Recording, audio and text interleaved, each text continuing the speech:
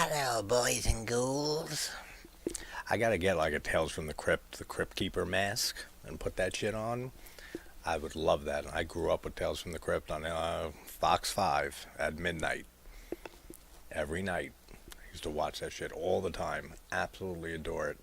That's something I probably will do down the line, is go through the whole Tales from the Crypt series. Because it's been a while since I've watched an episode of that show.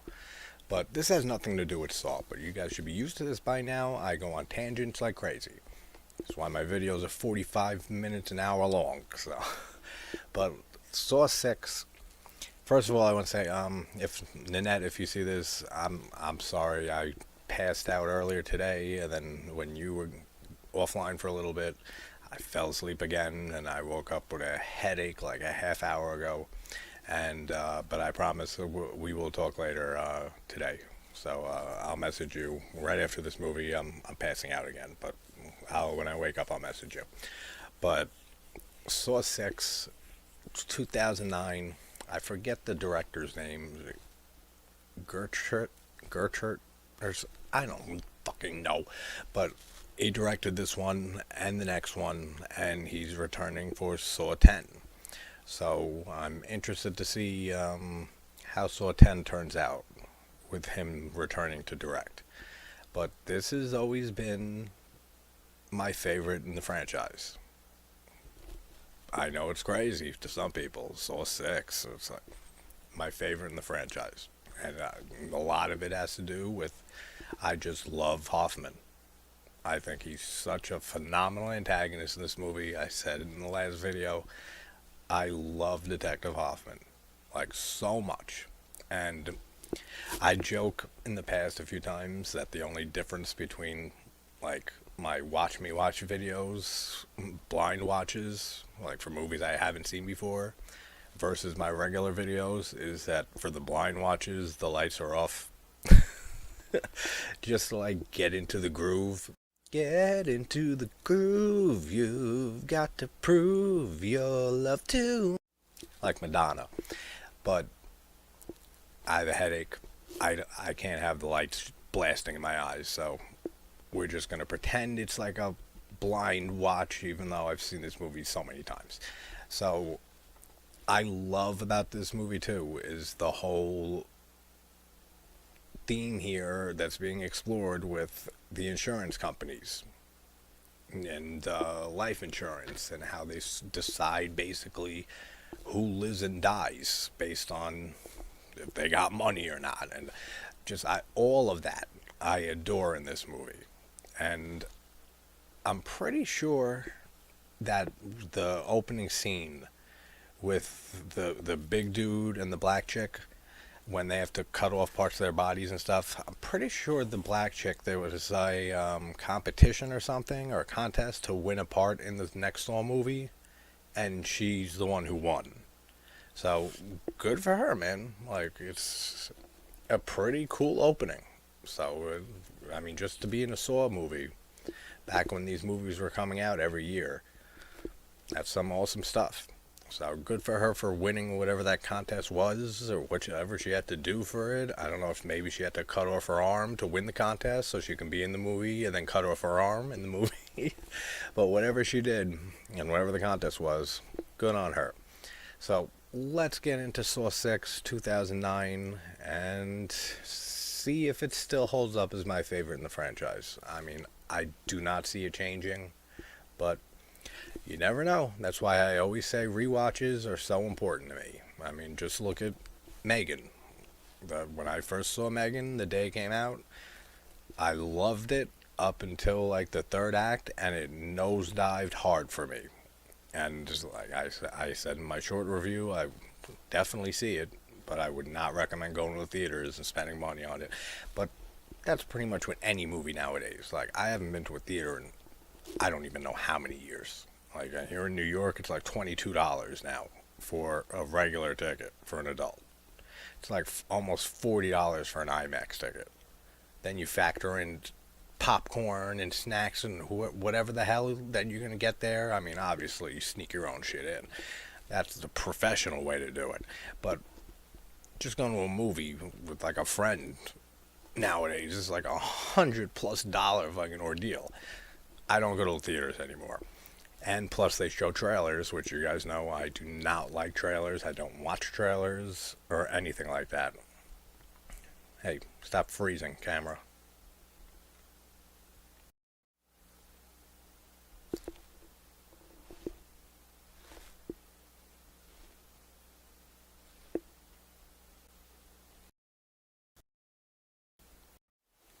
Yeah, so I don't know what happened there, but you guys know me by now. I'm not re-recording 6 minutes like before the movie starts. It's not happening. So I'll chalk it up to what I usually do, some bullshit excuse. Ghosts. There's a ghost in my house. It's messing with my electronics. Past that. But rewatches are very important to me because then I rewatched Megan a few days before I had Amy McDonald, who plays Megan, on the channel the other night, and I absolutely loved it. Like, it just hit me so much better in every single way. So that's why I always value rewatches, and they are very important to me because you never know the mind state you're in, or if things are on your mind, if you're distracted, or the mood you're in, or things going on in life, like anything like that can affect how you see a movie and view a movie for the first time. So I always like rewatching a movie, especially a new movie, again, like within a few weeks, a month or so of seeing it for the first time, just to reassess my thoughts on it and see if they change at all. And that's a great example with Megan of one that really did change, like, a lot for the better. I've had movies that I've loved in the past on a first watch, then rewatched it the second time and said, why did I love this movie so much? Like, it's really not that great. Like, so it goes both ways. But again, nothing to do with Saw. Let's watch Saw 6 and discuss the hell out of it because I adore this movie. So just to recap from the end of Saw 5, Hoffman pretty much framed Strom for being Jigsaw's accomplice, Jigsaw and Amanda's accomplice. And then Strom ended up getting smushed into a bloody pancake, which is such a great ending. Like I said in that video, I love the ending to Saw 5. And now Erickson, the head of the FBI, he's thinking that Strom is the one who was helping Jigsaw, but he starts doubting it, and then they start closing in on their suspicions of Hoffman in this movie. So that's where we're at. Let's watch the opening kill here. Alright, now we're already like 30 seconds in, and I've said this in a few of these movies. The black chick, I don't know her name. Whenever I don't know a character's name, you guys know how it is. Just describe them how they are. And I've said many times that if some of these people in these traps wake up and then just not move immediately, then they wouldn't pull a pin out or start a countdown timer or anything like that, and they can figure out what the hell's going on first. Of course, you wake up, you've been kidnapped and stuff, you don't know how the hell you got here or where you are or anything like that or what's going to happen to you. So of course you're not thinking logically, obviously. But we see that so much in this series. That, like, even with Adam in the first movie, that if he didn't freak out in the bathtub when he woke up, he wouldn't have pulled the drain out and he'd have the key to escape. That's a dick move, like I said in the first video. Like, come on. Like, this guy's in a bathtub. He wakes up, he's not gonna thrash around. Like, he was meant to die in that movie, like 100%. But it happens here. She wakes up and she has a device on her head, and then she just jerks her head and tries to get away and like stand up and pulls the pin out and starts a little video. And I just see it so much in this franchise that I just have to bring it up. And the fat dude, his name's Eddie. She just said his name, and she just said exactly my point. She said right to him, she's like, Eddie, she's like, whatever you do, don't lean forward. And then, of course, he goes like, what the fuck's going on? And leans forward, and then pulls his pin out, and then lights turn on and everything. So at least she learned from her mistake. But Eddie has got to start listening to people. So they're both like predatory loners. They loan money to people that they know can't pay back, and that they know their financial limitations, and that they know these people are never going to be able to pay the loans back, and they just bank on repossessing and stuff like that. So that's why they're here. They're predators, as Billy the Puppet tells them. And they have to give a pound of flesh. He says a pound of flesh, but then at the end he says, like, whoever gives the most flesh wins. And then the opponent, the devices on their head as like screws that's going to screw into the loser's skull. Now, it's very unfair having this skinny woman versus this fat guy who's got so much extra fat like to lend and to cut off and put it into this scale and stuff like that. But at least she's smart. Near the end, when she realizes, she's like, I'm gonna die if I don't do something, and this guy's got a lot more flesh than I do, and just chops her fucking arm off. Like, sucks, but at least she's alive. Good for her. But the scales were heavily tipped against her, like 100%. So even better for her that she wins this and that she gets to live. And I love how she doesn't even hesitate. She immediately, they show him saying, I'm not dying for you, bitch, and she starts lifting his shirt up and all his fat that he can cut off, and she lifts herself up, and she's skinny as a rail, and then the next thing she does is just goes and grabs the wire and wraps it around her arm and just hacks her arm off. Like, she was just no hesitation, just went right for the arm. Like, oh, can you imagine having to cut your own flesh off? Like, you could say that about pretty much 99% of the traps in this franchise, of being able to do what they have to do. But, imagine just having to cut your own arm off to live. And, like, in this situation, you don't even know if you're going to be let go afterwards. Like, she could cut her arm off, and then the thing could still go off and drill into her skull, and she's a fucking dead woman. And not just a regular dead woman, a dead woman with one arm. So, I mean, I don't know. It's such a hard situation. I could never imagine being in that situation. So Eddie's dead. As she wins. And then we get the little recap at the end of, excuse me, coffee for some reason. My first coffee, like when I wake up, always makes me burp. Just a random fact for you guys.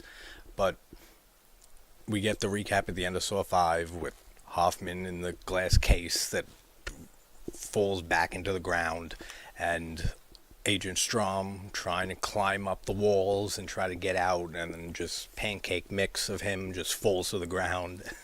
That I love how you see is like his hand, like it's just hanging onto the grate at the top, and then Hoffman comes out after then, like the walls spread apart again, and Hoffman comes out of the box.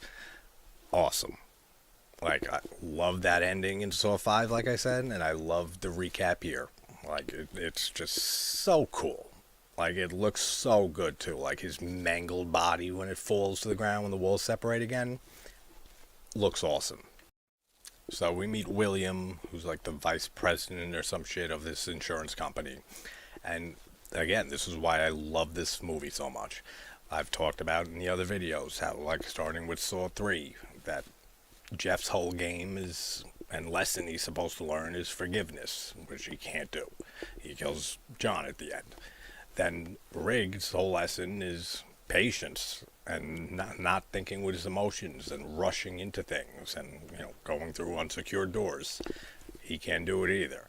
Then the last movie, which I said is my least favorite game in the whole franchise, even though I did enjoy 5 a lot more than I usually do on the last rewatch. But their whole thing is work together. They couldn't do that. But then we have this, and it just hits home, man, because this is really how it is.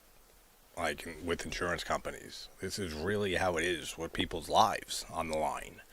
And just seeing the flashback of the guy talking with William and him saying he's been with this insurance for 10 years. Like, how are you dropping me from the insurance now? Like, and he says that, well, when you started with us, you failed to mention the previous condition. And he's like, what condition? And he said that you had oral surgery to remove a cyst from your jaw. Are you fucking serious? And then he says, it's like, I have heart disease. And that had happened 30 years ago, that he had this oral surgery. And yet, that he's being dropped because of something that happened 30 years ago. That's like getting your wisdom teeth out 30, 40 years ago, and then saying, sorry, you didn't mention that. We're going to have to kick you from the insurance now. Good luck with your heart disease. Like, this shit happens all the time in real life, and it's sad. And it's a fucking travesty. And just thinking of all the people that have died when there's a little to big chance that they never had to because of these insurance companies. It's just a great topic to explore here. And if anything, I think this is the best, theme that they play on in the whole franchise. Like, this makes the most sense for John to have a motive against William here. Like, I mean, Jeff, yeah, forgiveness and the whole thing with his son, and Rig and all that stuff with him. But, I mean, this is somebody you could see, you could rationalize it. I mean, of course, still, I mean, you don't fucking put someone in this situation that he puts him into this game, that he has to, kill people or choose between people to save and all of that. Of course not. But if you really want to, rationalize it, these are the type of people that deserve this shit the most. Like, if there's any insurance workers watching, sorry, but you're a piece of shit. Lovingly. I say that lovingly. I don't know what channel you think you're on, but I assure you, that is the lightest of jokes I make. Now, this is something I've never understood. The feds are at the scene of the crime with Eddie, the fat dude who died in the opening trap. And Hoffman shows up. And Erickson says to him, come with me. And I love this reveal that Perez is still alive. And that it was Erickson's call. He couldn't, he didn't know who to trust or who he could trust. And that he knew Jigsaw wasn't working alone, that someone was helping him. And until he knew who it was or felt it was safe, he couldn't guarantee her well-being. So he made it seem that she died in that whole Billy the Puppet explosion that fucked her face up. Still hot, though. Always loved Perez.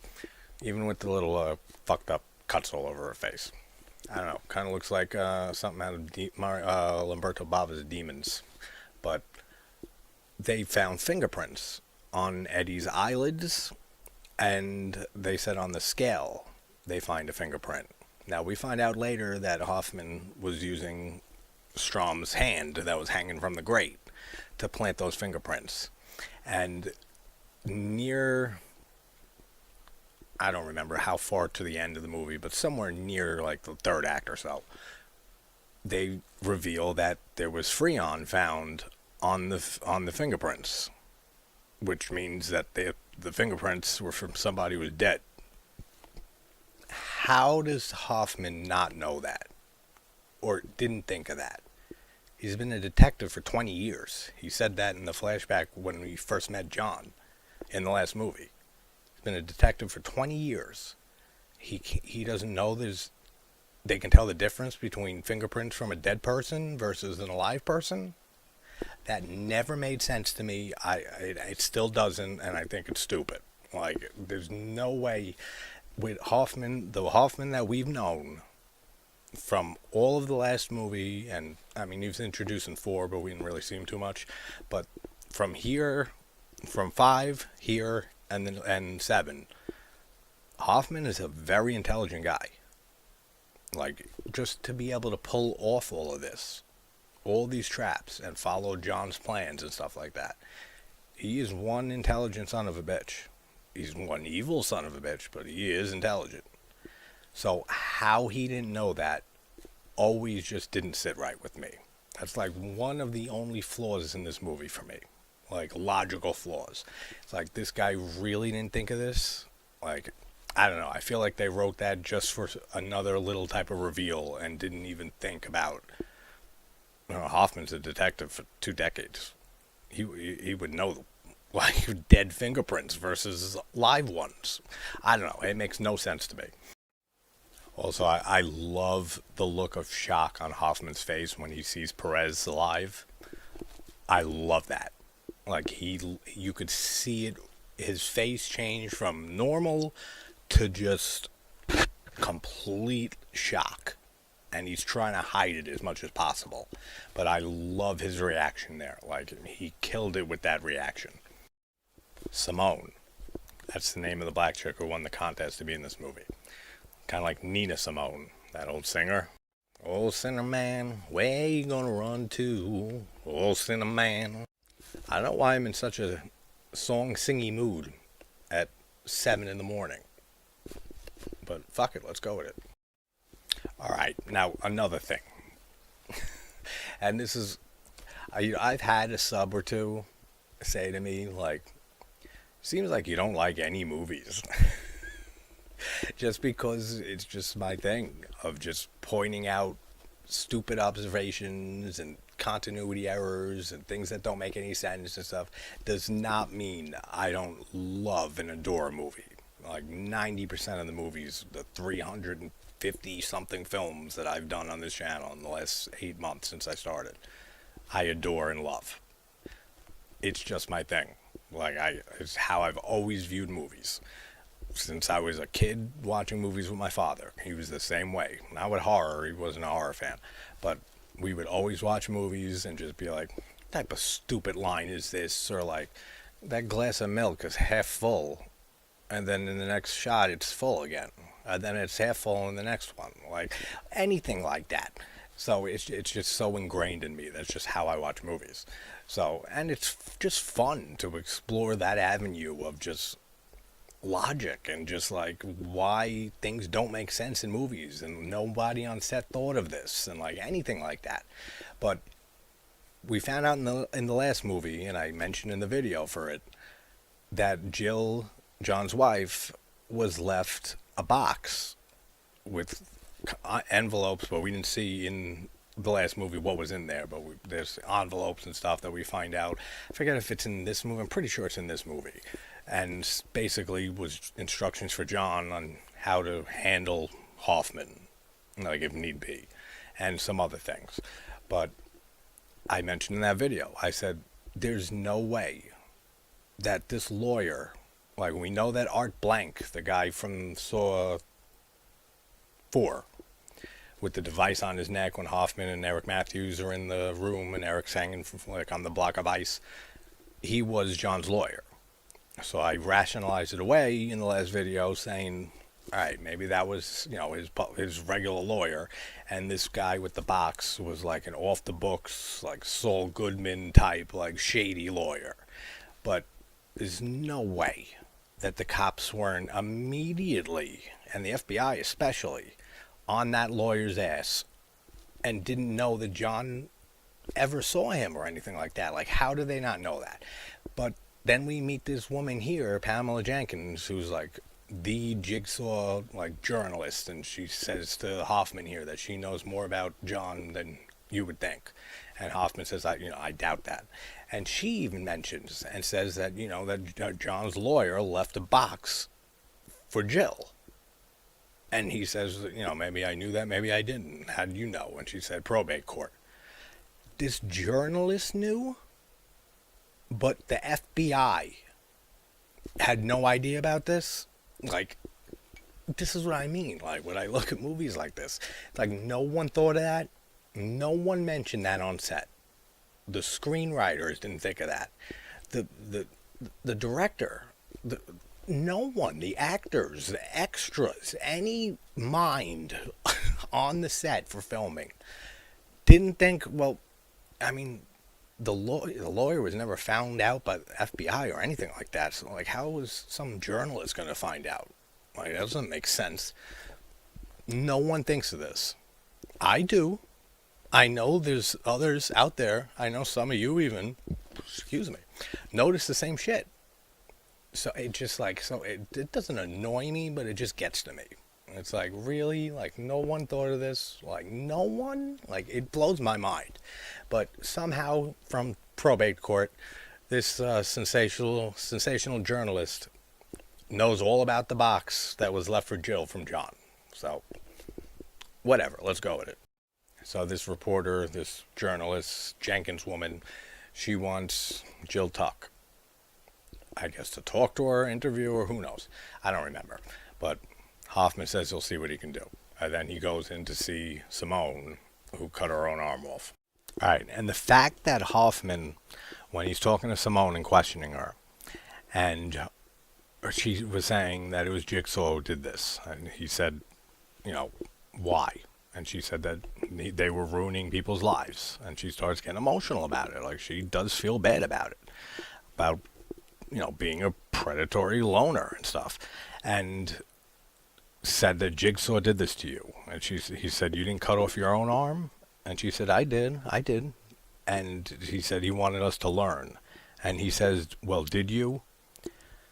The fact that nobody tackled this motherfucker and brought him to the FBI immediately blows my mind.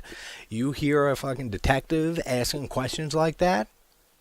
If I was in the room, immediately, this guy is the accomplice of Jigsaw. Who asks somebody missing an arm in a hospital, did you learn from this?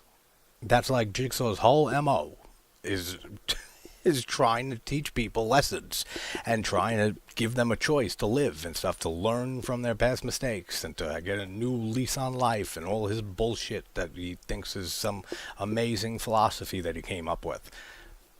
That's just such odd questioning from Hoffman there that I can't believe that nobody said anything or thought that was suspicious in any way.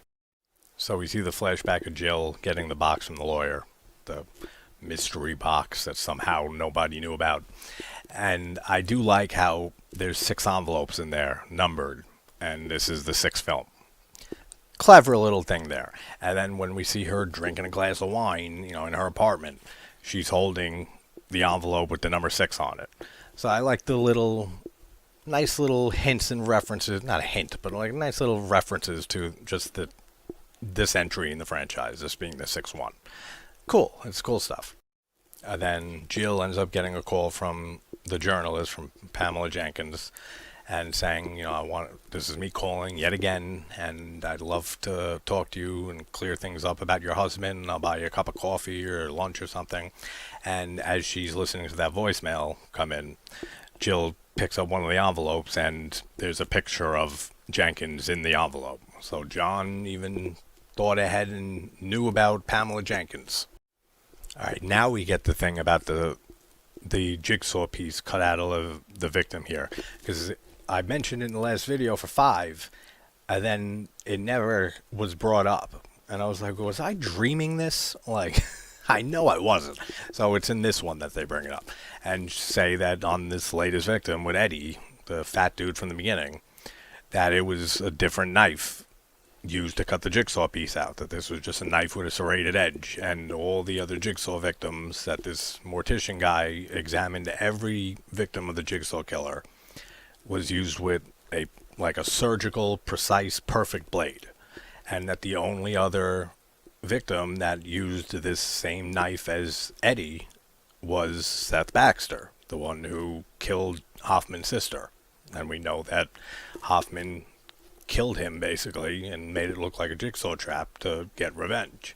And then they mention that if it's a different knife, and I love how Perez immediately, like as soon as she enters the picture again in this movie, you can see in her eyes, you can see in her demeanor and stuff that she suspects Hoffman.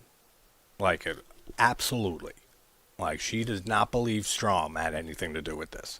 She thinks right off the bat that Hoffman is the one.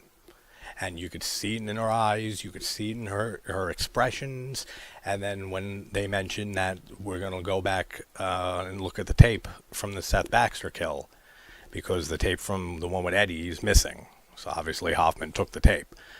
He didn't think about the one with Baxter. So then later we get that great scene when they're encoding the voice and trying to get the voice changer away and get the actual person's voice. Love that scene so much. But he says, Agent Strom was the one who made the tape. And then Perez looks at him and says, yeah, maybe.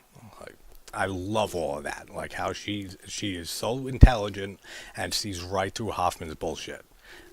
I love Perez so much. And when these movies were coming out every year, I was so happy when this one came out and I saw that Perez was alive still. I said, that's great. I said, I'm so happy that they have this character back. Now, I love this whole scene, too, between Jill and Hoffman.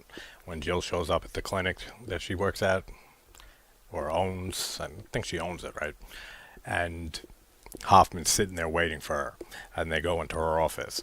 And he starts saying that the game starts tonight, change your plans. And she's like, that's not what John wanted. And he said, well, John's dead. And his work's almost done. Give me the envelopes. So he knows about the box and the envelopes and everything. He doesn't know how many there are. So she gives him 5 of the envelopes, and again, I love how his envelope is number 6. Like, again, tying into the entry in the title here. Awesome stuff. And I just love their whole conversation. Like, they have a great dynamic together, the two of them. And, I mean, who didn't know from when we first met Jill in part 4 that she was just the innocent ex-wife of John and that didn't know any of his work? I mean, obviously we knew that she was involved, like 100%. But now is when they reveal it, like, for a damn sure. Like, she knew about this game, this final game that's being played. That's why when he says the game starts tonight, she says, well, it's not the plan. And he says, well, I'm working alone now. And she says, I know, I'm just carrying out John's final request, which is great foreshadowing to his final request being the final envelope being taking care of Hoffman, which I love that little bit of foreshadowing there. It's so subtle, and if the first time you see this movie, you would hardly pick up on that the final request from John is Hoffman and dealing with him. Love that. Then he just says, when this is done and over, like, we no longer speak. And he just walks out. Such a great scene between the two of them. So, William, the insurance dude, gets kidnapped by Hoffman in the pig mask after he stupidly shoots a security guard. Like, I mean, and the way they shoot it, too, like, that you see the silhouette, like, because they're, like, pane glass, kind of, but, like, they're pretty, like, almost opaque, but, like, you can see through them a little bit, and they purposely make the shadow look like he's holding a gun, like this person, and then William automatically goes and grabs his gun, and then, like, hides and circles back around and says, don't fucking move, and as soon as he turns around, he shoots the guy, and then sees it's a security guard, and he's like, oh, damn it, oh, fuck, man. And then he gets fucking injected, and he gets kidnapped by, Hoffman, and he wakes up chained with the mask on, oxygen mask, and then he gets his video. And a tiny little thing, but I love that, again, like how personal this whole story is for John, that we find out a little later that John went to William with the insurance company and said that he has money's not an issue, and that he found some treatment in another country that can help him, and just saying that the insurance they'll drop him and everything like that. I love how his tape starts, and it's not the usual Billy the Puppet. It's John, like him with his face in full view, and he wants William to see him and remember him, and because this is so personal to John. And maybe this is why he saved this one for last. I mean, it's not the last Saw movie, yeah, but this was like the final game, basically, like left over from John's work before he died.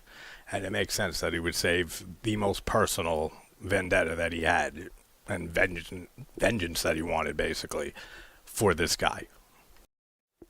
I also love the little reveal at the end here, like during the video for William, with John saying that if you don't complete the 4 tests that he has to complete, that he has a device around all 4 of his limbs, and that each test he does, it'll release one of them, but if he doesn't complete all 4, they'll detonate.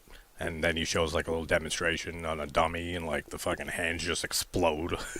And William freaks the hell out and says that if you don't complete this in 60 minutes, then you'll never see your family again.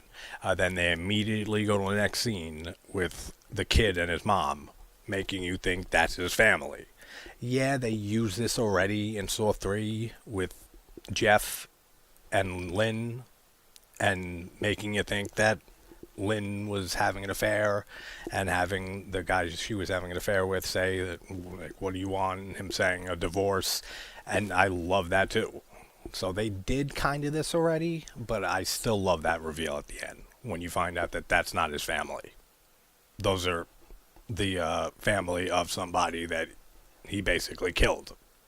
And I'm pretty sure, if I remember correctly, it was the person in the flashback at the beginning, right? With the oral surgery and stuff like that. Pretty sure. But I love that whole idea there. Even though they did do kind of the same thing as Saw 3. Now, something interesting about this installment is that William has like the easiest tests in this whole franchise. This first one here, like the employee who works for him, and pretty much everybody in these traps and stuff throughout his whole game are employees of his. This guy John says has been smoking his entire life. He's only 52 years old, but he has a history of high blood pressure and heart disease and stuff like that. And they have to hold their breath. Like, that's it. That's the game. Of course this guy is gonna lose. Like, come on. Like, that's not even a test. That's not a game. That's nothing. That's a guaranteed win for William. And it just makes me always think that John just wanted William to just die viciously at the end of this. And gave him the easiest test ever. Like, going through this whole movie. For this whole hour he's got to go through. Every time they take a breath, there's clamps that go around their body and stuff, tighter and tighter. This guy is a fucking smoker with high blood pressure and stuff like that. This guy can't hold his fucking breath long. And William's fine. Like, he could hold his breath, and he does, and the other guy dies. Like, I don't know. I feel it's so simple of a test. And not even could this older dude, I mean, he's not that old, he's 52, but he's older than William, it seems like. But not only can he not hold his breath, he can't hold his piss in either. Like, we have to get a nice mandatory shot of him pissing his pants while this is happening. So he can't hold his breath, he can't hold his piss in. Like, this guy can't hold on to anything, even his own life. So, older man dead, and William gets one of the keys to take one of the devices off his arm. So, 1 device down, 3 more to go. And then we see the son and the mother with the whole corrosive hydrofluoric acid and stuff like that, and the switch that says live or die. And she's looking at the camera that's pointed at them. And she's screaming, and I get it. Again, like, you're in this situation, you don't know what the hell's going on. But does this, like, waking up in a situation in a cage like this with acid and a vat of acid, like, in the cell with you, like, does anybody gonna think that screaming for help, that anyone's coming to help you? Like, this is not a situation where, like, there's just a nice fucking civilian who's like a good Samaritan who's just wandering through this fucking building, who's gonna be like, oh shit, someone's yelling, let's go help them. Like, no one's helping you. Like, you know that you were kidnapped and taken here. Like, why even bother screaming for help is my point. Jenkins be kidnapped, yo. Now, I'm not going to talk about, like, every conversation that John has with William in the flashbacks, but blanket statement, I love all of it. Like, they just had the little flashback the first time John met William, and him explaining the whole formula that William himself devised of how to figure out who's willing, who they're willing to cover, who they're not willing to. And John brings up, the most important human factor is that the will to live. And that if you're faced with death, until you're faced with death, how do you know if you have the will to live? That whole scene is awesome. And then every other conversation that we see between them, I love every single scene. So blanket statement on that, because we're already at 40 minutes here. So I'm not going to be going through every single scene with them in the flashbacks, but every scene with them is brilliant. All right, so the second game here, or test, I love, first of all, that there's a Billy the Puppet like hanging from the ceiling and he's talking instead of like a video. That's cool. And again, like this, if anything, William goes through more mental torture in this movie than any type of physical harm, really. Like until he dies at the end, which is like the physical like torture and the most finite. But has this test here, and it's a great point though that John brings up. It says that his secretary or whatever is like in her middle-aged woman with a history of diabetes, or that she has diabetes, something like that, and she has a family though that's gonna miss her.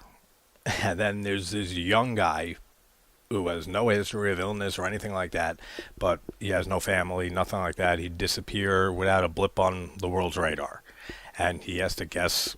He has to pick which one to choose. And John says, according to your policy and stuff, the secretary has less of a chance to survive. And he says it's not that easy when you have to face the people that their blood is going to stain your hands. All of that. Absolutely awesome. Love that whole dialogue from John there. So obviously, William chooses to save the secretary, the middle-aged woman, because if anyone's working in an office and shit like that, a good secretary is mad hard to come by. Interns or whatever that guy was, the young dude, they're a dime a dozen. It's a revolving door. You find a good-ass secretary you've been with forever, you don't want to let that bitch go. So he made the right choice, in my opinion. The son that's held captive with the mother that they make you think is William's family, fucking annoying little prick. Like, I really don't like him as a character at all. I mean, he ultimately chooses to kill William at the end, but he's just annoying. And he talks like shit to his mom and stuff. Like, they're both in this situation together. Like, it's your mother. Like, show some fucking respect. He just treats her like shit and like she's an idiot throughout this whole movie. Then we see Jenkins, the journalist, which we find out at the end is William's actual wife. And that's his wife or his sister. Something like that. I want to say maybe sister. But it could be his wife. Who cares at this point? Doesn't matter. But I don't like that kid. Like, just a worthless character. They could have just had the mom there and make you think that's the wife. Like, that's my opinion on that. And then I love in this flashback here how with John, Amanda, and Hoffman, and they show Hoffman bringing in the guy who killed Jeff's son, who was in the rack trap at the end of 3. And they show Hoffman working, like doing last minute adjustments, as Amanda says. Then I just love how they hate each other, basically. Like, Amanda does not like Hoffman, and Hoffman doesn't give a shit about Amanda. Like, they just don't care for each other, do not like each other at all. And we know because Amanda's basically has like a fatherly, feel towards John and everything for saving her life and giving her a new lease on life, which we know was bullshit anyway because it didn't work and she ended up dead. But I just love their whole hatred towards each other. Like, so cool to watch them just bicker and argue. I love that we see earlier in the film here, we see Jill, after Hoffman leaves the office, talking with her. And then Jill sees like the flashback of John talking to her and saying that methadone, the clinic she runs, methadone is just a band-aid, it doesn't fix anything, and that these junkies and stuff that you work with are just going to keep hurting you over and over again, and that he found a way that works better. And then he shows Amanda, which we know Amanda was going to this clinic and stuff because she was a drug addict, and she says, like, it works, Jill. Like you saved my life. And then Jill starts to kind of see it John's way a little bit. And then I love how we see Jill in the flashback here to Saw 3's events before the game with Jeff starts. I love how Jill comes. And he says to her, like, why'd you come? And she says, like, John, don't do this. Like, just stop already. And he's like, well, I promise you, once this is all done, like, I'll provide a way out for you. And her saying that I wish that was now. And he gives her a key, which then we see a flashback to the last movie, was the key around her neck for the box. Awesome stuff. Love that. And I don't think in 6 videos now I've even mentioned, I love John's little robe. Like, anyone else love that shit? Like, his black robe with the on the outside and on the inside it's red. Looks comfortable, man. Like, that's the way to be on your deathbed and shit. Like, I don't think he was wearing it in 3 on his deathbed, but he's wheeling around in that wheelchair in the flashback wearing it, and we've seen him wear it many times throughout this whole franchise. Looks awesome. Looks comfortable. I want to get one of those. If anyone wants to ever send me some horror stuff, let me know. But number 1, John's robe. Send me that shit. I love you forever. Like usual, I said I wasn't going to get too much into the flashbacks with William and John, but God, I fucking love this scene. When he's just talking about his alternate treatment and that he can get in another country, and William telling him that if he goes outside the system and stuff, he'll be dropped completely, he'll be on his own, and this cost will be staggering, and John says, don't talk to me about money, I have money, and all of that, and then just looking at the TV with the politicians and saying, like, they always say that the healthcare and stuff should be between a doctor and their patient, not by the government, and now I know it's all bullshit that it's run by the fucking insurance companies is who decides. That whole conversation is one of my favorite scenes in the franchise. Like, absolutely amazing scene with great dialogue, and just when William starts saying, like, John, the type of cancer you have, it's malignant and inoperable. Like, even if this treatment works, it's going to come back. And John's saying, wow, that was really smooth rolled off your tongue. And then he says something else, and he's like, that was even smoother. Like, and that was downright slick. And, like, I love John, man. I love Tobin Bell. Like, Tobin Bell is just a fucking legend. Like, he really is. Like, I can't wait to see him again in Saw 10. Like, and Amanda as Shoni Smith. Like, I'm really excited for that movie. Like, I'm starting to, like, think of what movies I'm really excited for this year. Evil Dead Rise is one. I don't really... Maxine, if we get it this year, it's supposed to. Like, that's probably my most anticipated one. But Saw 10 is right up there. Like, probably in my top 3 most anticipated movies for this year. So...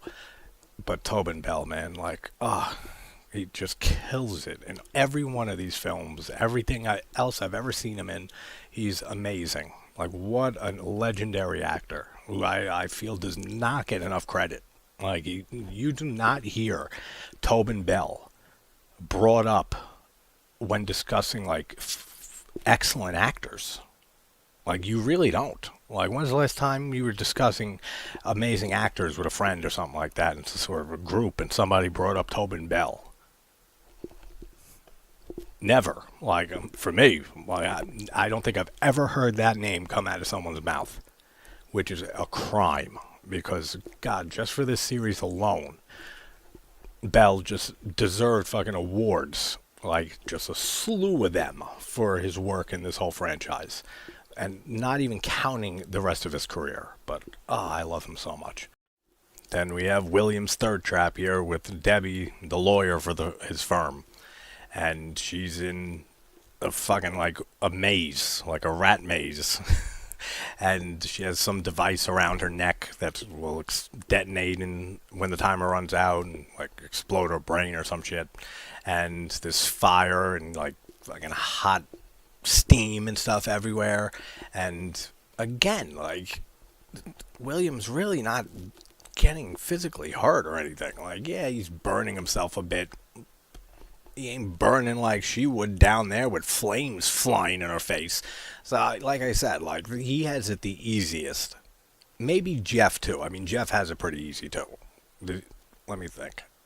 Yeah, Jeff doesn't have anything done to him, like at all. Yeah, the woman who was the eyewitness to his son being hit by the car.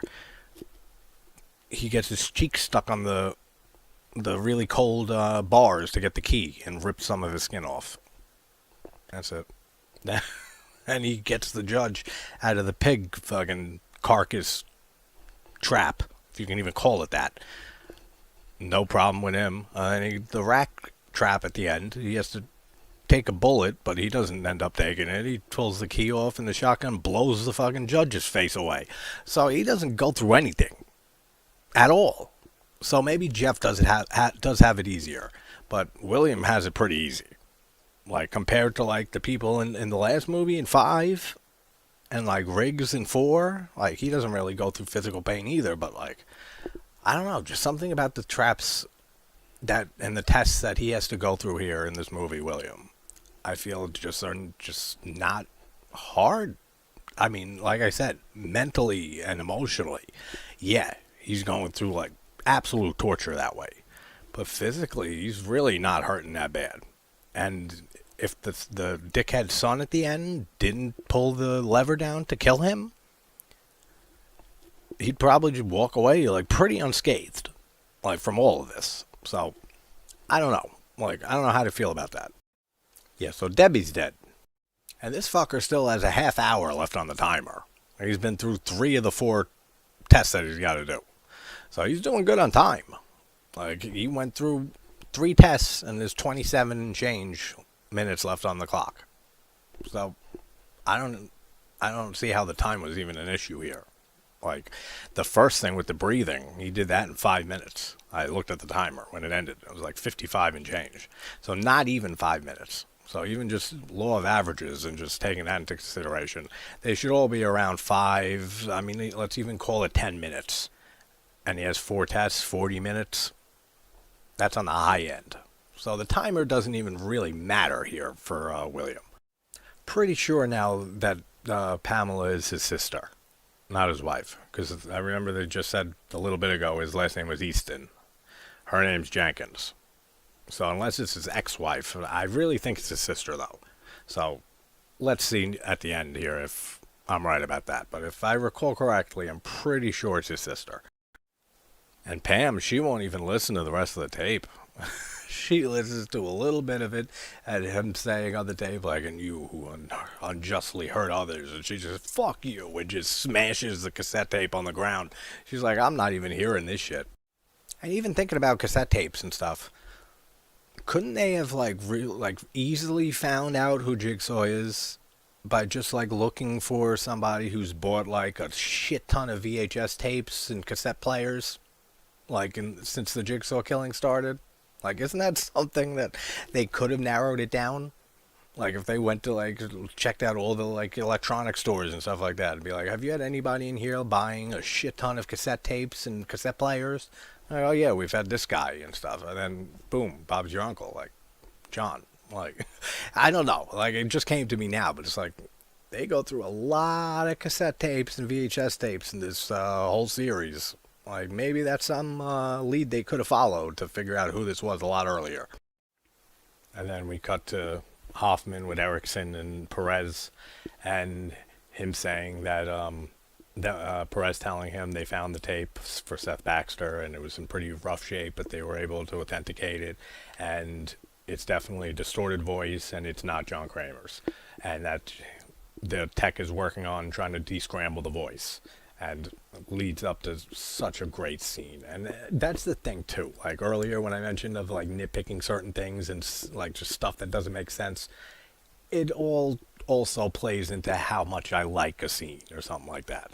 Like, the whole thing when he just, like, annihilates the whole police station, like Michael Myers Halloween 4 style, is so ridiculous. But it's such a great scene that I don't care.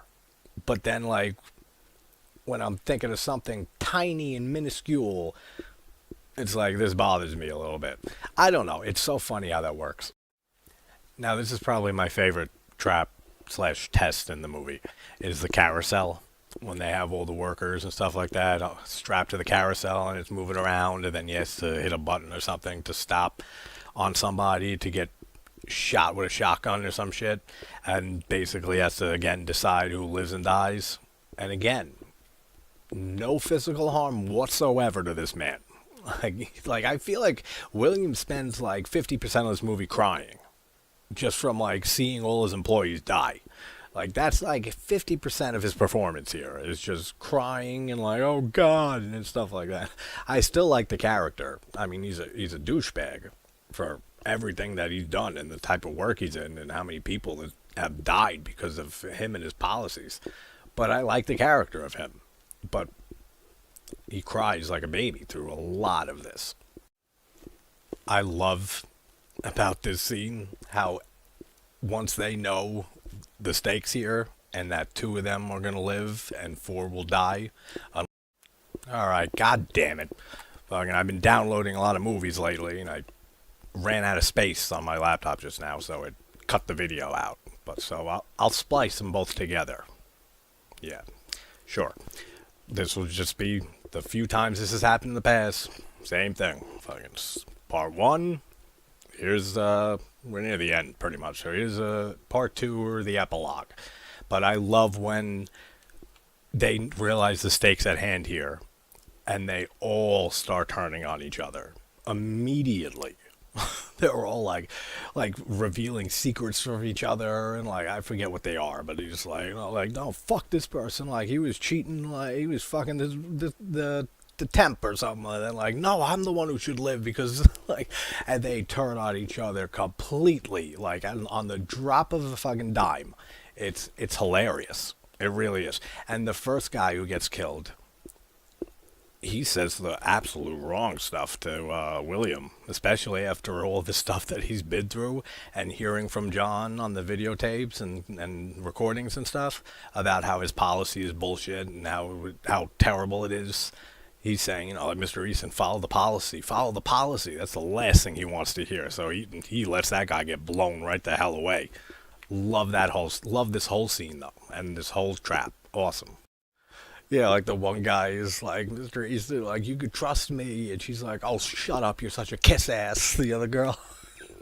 And then the black dude, he's like, yo, Mr. Easton, listen to me. My parents are loaded. And she's like, oh, God. Like, just the way that they all are just immediately are out for themselves. And sadly, that's how the world is.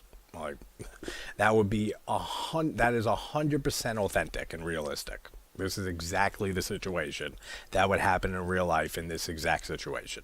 Every single one of them would be turning on each other, lying, bullshitting, anything to not die themselves. And I think it's handled brilliantly here. And alright, so he does get a little bit more physical pain here to choose to sacrifice somebody, not to, you know, save their life. He has to put his hand in the little device and like a screw comes down or a drill or some shit into his hand. So he takes some physical pain here, but come on, be a man. Patch that shit up when you're out of here and move on with your life. I love the line with the last dude who's like screaming at him, saying like, you know, I've done everything for you and everything. Then he screams, he's like, look at me. You look at me when you're killing me. I love that line. Like, you look at me when you're killing me. You look at me. Something about that line. I adore that.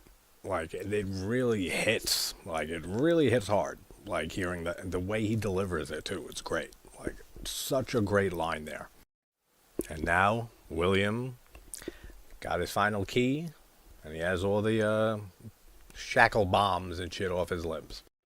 And then this scene right here is just, like I said, amazing. With Erickson, Hoffman, Perez come into where the technician's working on the tape, descrambling it, and we're about to see it happen here. But just, and you can see again, like, you know, Perez knows it's Hoffman, or has such a big hunch that it's Hoffman. And that, like, I'm pretty sure if I remember correctly, like she has her hand on her gun, like as soon as like they finally descramble the voice, like in anticipation that it's him. I might be wrong on that. I'll find out in a second, but I feel like that happens. Right now, you're feeling helpless. Yeah, and then Perez here, like I said, she just starts already going off, to Hoffman. Like, there's some things I still don't understand. Like Strom's motivation. He was my partner for 5 years, and we knew he was a hothead, but he was never showed any psychotic behavior. And Hoffman's brushing it off, saying you never know what people think on the inside, and just her questioning everything. Like she does not believe that Strom was Jigsaw's accomplice. Like she 100% believes and knows that it's Hoffman, and she's just waiting for the confirmation here when they decode the voice. All right, so I don't know why I said Freon earlier. It's the uric acid levels on the fingerprints of Strom's dead hand, because Erickson brings it up, and he says, so let's say that Strom tried setting you up by killing Seth Baxter to make you look like Jigsaw's accomplice, and he says, all right. And he says, well, there's an issue with that, and then he starts talking about the uric acid levels and stuff show that that he didn't have an epidural metabolism and stuff, which he doesn't know what the hell that means, Hoffman. So, in other words, well, he was dead when he left those fingerprints. And right then is where Hoffman's voice comes off the recording. And I just love how he just has his knife ready and he slits Erickson's throat. And then he just goes after Perez. I love it. Oh, it's such a great scene, man. Like, it really is. It's, like I said, one of my favorite scenes also in this franchise. So two of my favorite scenes in the whole series is in this movie. The whole scene with John and William talking about his treatment and stuff like that, and this scene here, and just how he slits the throat of Erickson, and then Perez does like it. It is like after she hears the voice, but she's already grabbing for her gun, and he takes the coffee and throws it in her face, which we've seen this in so many movies. Like, conveniently, there's always a cup of coffee nearby or a pot of coffee that you can pick up and chuck in someone's face. And then he grabs the technician and like uses her as a human shield as Perez like fires rounds into her and kills her. Then he just goes up and starts stabbing the shit out of Perez, and he starts saying like, who else knows about me? And, like, who the fuck else knows about me? And she's like, everyone. And he's like, you lie, you fucking lie. Like, all of that. It's fucking brilliant, man. I love this scene so much. Hoffman's just been driving around with Strom's severed hand in his trunk. I just noticed that now. It goes out to the trunk right after he gets... And for some reason, I thought that he killed more people in the police station. I mean, maybe it's about to come up, but I don't know. Now I'm starting to think maybe he doesn't. No, he's going back in, so he does. But I just noticed that. He goes to his trunk, and he has the hand in his trunk. So he's just driving around with a severed hand in his trunk. Confident guy. Yeah, that's it. He just kills the three of them. I don't know why, for some reason, I was thinking that and remembering that he killed more people in the station there. Or maybe that's not even the station. Maybe that's just where the technician is. I don't know. Maybe I'm going nuts. For some reason, I thought there were more people. And then we see Jill and stuff setting up John's final request for Hoffman to take care of him. Now, the reveal here, my favorite reveal in the whole franchise, with the letter that Hoffman wrote to Amanda. I'll never forget seeing all these in theaters year after year and introducing the letter, the envelope with Amanda's name on it in the third film, and then wondering what the hell is in there that made her react so intensely and so afraid and so hurt. Then going the next year to see 4, and they show a little flashback of it, but nothing revealed. Then the next year, 5, and again a flashback, still don't know. Then finally we get the reveal here that Amanda was with Cecil when they went to rob the clinic, and she's responsible, or partly half responsible, for the death of John and Jill's son, Gideon. Awesome reveal. So good. Like, when I saw this in theaters, this movie, I was so happy to finally get to see what was in that envelope. Like, it was like the biggest mystery for me going through all the films year by year. It's like, what was in that envelope? Are we ever going to find out? And then 3 entries later, we finally find out. And the payoff is great. And we know that Jill leaves that there for Hoffman to find, right before they have their little last encounter here. And also, just the fact that we also learn that at the end of the letter that Hoffman writes Amanda, he tells, because he says to John in the flashback that Amanda will fail you. And then we see the other part that we saw earlier in the film of saying, Amanda saying, like, get used to me because I'm not going anywhere. And Hoffman's like, you sure about that? And then he writes in the end of the letter and saying that kill Lynn Denlin or I'll tell John what you did. And then it makes so much more sense of why Amanda was so hell-bent on not letting Lynn go. On that she had to shoot and kill her. And it makes so much sense why she doesn't even look at Lynn when she shoots her. Like, she looks away, like, in tears and just holds the gun like this and shoots Lynn. It just, all of this reveal just makes so much sense and pieces so many things together from the franchise up until this point. God, I love this so much. Yeah, Pamela is Will's sister. That's what I thought. And then we see Jill show up when Hoffman's sitting in the chair reading that letter. And she has the electrocutor and fucking electrocutes him, like, while he's sitting in the chair, and then puts the reverse bear trap on his head. Awesome. And then we go back to the flashbacks and everything and seeing how that they're looking at him, William, the mom and the son, that he's the one who killed his dad. The kid's dad. And she can't do it. Like, the mom can't pull the switch to kill him. And then the son just goes like, I can. And he just pulls that lever, and the spikes come down and inject the hydrofluoric acid into William and shit, and he starts melting away. It looks so good. And as much as I said I don't care for that son, the character in this movie, I don't know, man. I might have done the same thing. In his situation, like, being face to face with this guy who denied your father coverage and he died because of it. He killed your fucking father. I don't know if I'd be able to let him live. I really don't. Like, that's the hardest test in this whole entire movie. Is whether to let this guy live or to kill him because he took your father away. Indirectly, yeah. But he's still responsible and accountable. That's hard, man. That's a hard decision to make. It almost goes back to Jeff's whole game that he played with forgiveness and stuff. That this kid has a choice to forgive Will. And he can't. Like, the mom can't pull the lever, but he sure as shit can, and he does. And we have a different score here at the end. Like, it's not the usual Saw main theme that plays at the end of every movie when we get all the reveals and flashbacks and stuff like that. I don't know how I feel about it.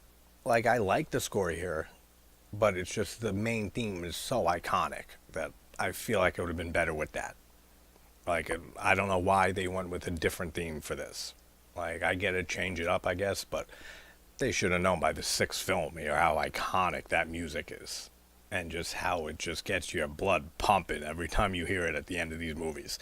And I don't know. They changed it. I'm fine with it, I guess. Like, I don't dislike the score here or anything, but wish they would have had the original one here. And then we get the flashback to in the lawyer's office with Jill and the lawyer with the box and him asking what's in the box. What's in the box? What's in the box? And it's not just the letters, it's the reverse bear trap and stuff. And that the 6th envelope and stuff was Jill's task.